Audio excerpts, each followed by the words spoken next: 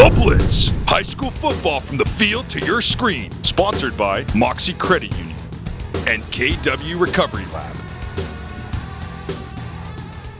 Welcome to The Blitz. I'm Frankie Tovar. What's up, bro? I'm Eddie Ruiz, and I'm back. Welcome back, Eddie. Angie's not here, but she's here in spirit because she was at the Friday night game. She was. Denair High, they traveled to Denair, faced the Coyotes, their SAL rival, and they fell short, 36-6. Denair, they're really doing big things this season. They are. And if you take a look at the record, it's because I think they're on the verge of finishing 9-1. We'll see, though, obviously, with 2 games remaining. But they did have, solid amount of yards, I thought, right? A lot of yards, I think so. 359 yards total, 0 turnovers, and in fact, their offense is rolling. Yeah.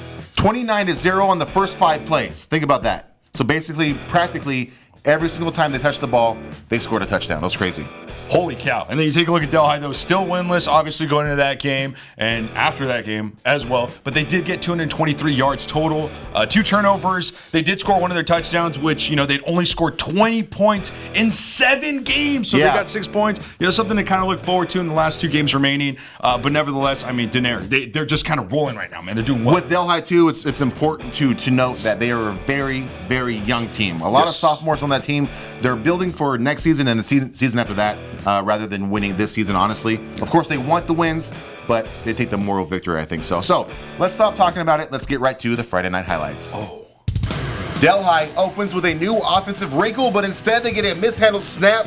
Denair's defense swarms, and it's a 3-and-out. And on the second play of the Coyotes' first drive, they pitch it to Hunter Musgrave. He's picking his spots like a boxer and taking the ball 29 yards for the touchdown. Denair leads early 7-0. Yo, and check this out now, Frankie. The defense doing work early. That's the dude, bro. Number 35, Scott Padal leading the way. And there's a punt. Hunter Musgrave, the half Bisano. We know he's got skills too, man. We like this guy. But there's going to be a flag, so, they're going to push him back. It's totally fine. It's chill. You know why? The offense is rolling. Hunter Musgrave is rolling. 88-yard touchdown run. We see him running. We see he's got skills. He's got that Bisano blood, half blood like we do. And we're going to replay it. Thanks for letting me do it, man. Why are we replaying it? Because it's the play. And check out Musgrave. I love this dude because I seriously think he's one of the best running backs in the Southern League. Check out his form as well. He's the fastest kid alive. He's looking like Eric Dickerson out there. Perfect form. Pass them. It's 14-0 with 2:10 in the first. And here we see a pitch pass from Daniel Torres to Adam Aguiar for a 20-yard gain. He fights through defenders and he's down at the Denair 30. But a few plays later, the Hawks fumble the ball away and Stephen Winston recovers, leading to a 1-play scoring drive as Drew Pritchard shakes tackles in the middle and finds light to the right. It's a 71-yard touchdown, and just like that, Denair is up 22-0 after a good 2-point conversion with 10:04 left in the half. Their defense, they force a 3-and-out on Denair High's next possession, and then they score on another 1-play scoring drive. That's Elvis Silva to Winston for a 50-yard touchdown, and it's 29-0, and that's the halftime score. And check this out, man. It's going to be Hunter Musgrave. He's returning a kick. It's chill. It's fine. I got skills. I'm looking like Alvin Kamara out here. The way he's juking, moving his hips like this guy. And he makes his way to the 44-yard line of Denair High. Check it out, another Paisano, Stephen Winston. That's a 5-yard pickup. By the way, only a 3-play scoring drive. Why? Elvis Silva, the other Paisano finds the dude, bro. Scott Padal, man. 31-yard touchdown. 36-0 with 10:59 left in the third. And here we are, Denair High's final drive. Adrian Aguiar takes it up the middle for a 12-yard gain. He's down midfield. Then he's followed by Carlos Espinosa, who picks up 6 yards off the edge. And on the very next play, the quarterback Guzman keeps it for a 3-yard pickup. And finally, the Hawks cap a 17-play drive with a 6-yard touchdown pass from Torres to Johan Larios to make it 36-6 as time expires. And that's it. Denair wins. All right, now that highlight section was short and sweet. Now, before we talk more about this matchup, let's recognize our sponsors, Mocse Credit Union and KW Recovery Lab. All right, Eddie, Mocse, they've been sponsoring us for the past 5 seasons. For people out there who don't know who they are, Tell us, who's Mocse? Who's Mocse Credit Union? Oh, well, it's, a place that you go if you need any sort of loan. If it's your first time loan, if you need an auto loan, toy loan, any sort of loan, you check out Mocse Credit Union on Gear. Let them know that the Blitz, Eddie and Frankie sent you, and they'll take care of you, man. They got you. All right, so Frankie, I've been going around covering all these athletics in the area. Obviously, Pittman, Turlock, Hillmar, the list goes on. A bunch. Yeah, and basically, I keep hearing this name pop up a lot, KW Recovery Lab. What's that about? That's not a surprise because KW Recovery Lab is the place for all athletes to go to recover in style. They have Normatec recovery technology, ice baths. They even have cryotherapy technology to get your body right. And if you buy one session, you get the second one half off. What a deal. So check out KW Recovery Lab. Recover as hard as you train. Do that. So we already covered the team totals, but we all know that team totals are made up by individual efforts. And one of the best performances of the night came from Denair's quarterback, Elvis Silva. 85 yards through the air and 2 touchdowns. He really held it down from the quarterback position. The Paisano did well, man. And then you take a look at Del High as well. Obviously, Daniel Torres, 62 total yards. And then Johan Larios, 44 total yards. But then Hunter Musgrave did well, obviously, for Denair. Musgrave, right? Fantastic. 146 yards and 2 touchdowns. Now check this out. Man. Only 4 carries. Dude, that's insane, bro. What the heck? I'm not great at math, but that's a huge average.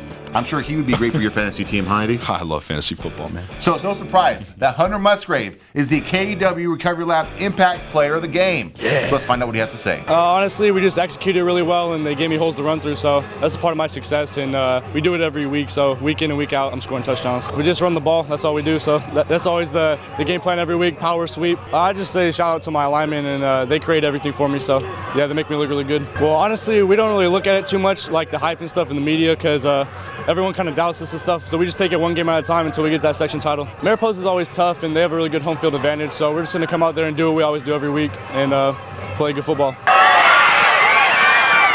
Shout out to KW Recovery Lab. I'll be there with Scott Badal. All right, Hunter, he'll be at KW Recovery Lab. Oh, getting yeah. those legs massaged and getting ready for their next game. A big matchup against Mariposa County.